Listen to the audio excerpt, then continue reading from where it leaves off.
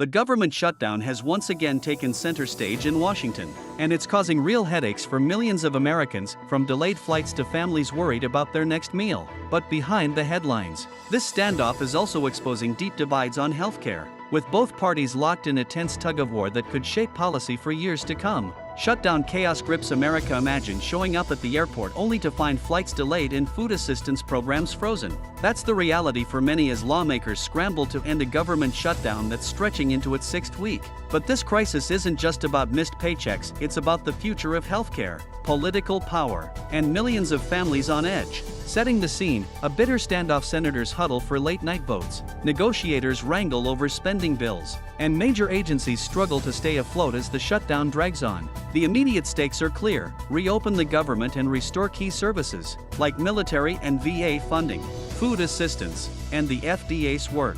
But beneath the surface, there's an even fiercer fight: whether to extend Obamacare subsidies that help Americans afford health insurance. Senate Democrats, especially those from swing states and vulnerable seats, face pressure from home. Many, like Senator Catherine Cortez Masto, describe lines at food banks that rival the worst days of the pandemic.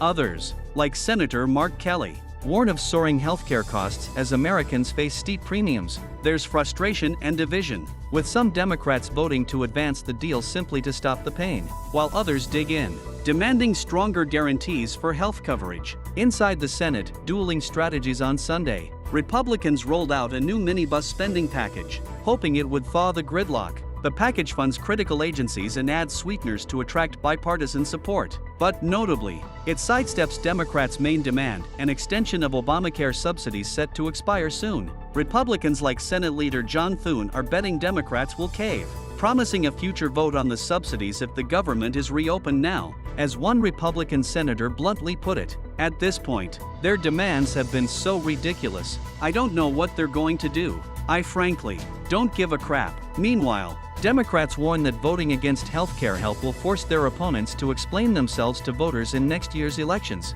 The human impact: stories from the front lines beyond the Capitol. The impact is immediate and profound.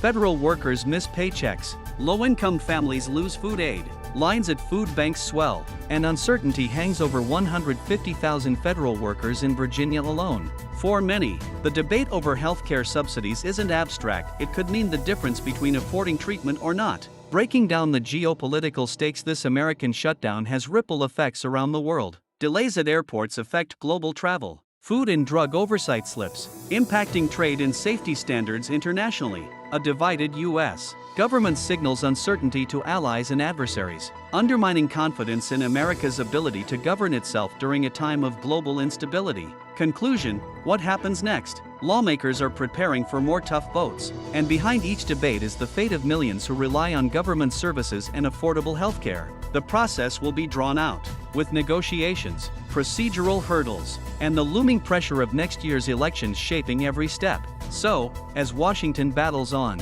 here's a question to ponder. After weeks of gridlock, missed meals, and delayed flights, will the showdown lead to real reform, or just another cycle of crisis? How do you think politicians should balance urgent relief with lasting change? Share your thoughts below and join the conversation.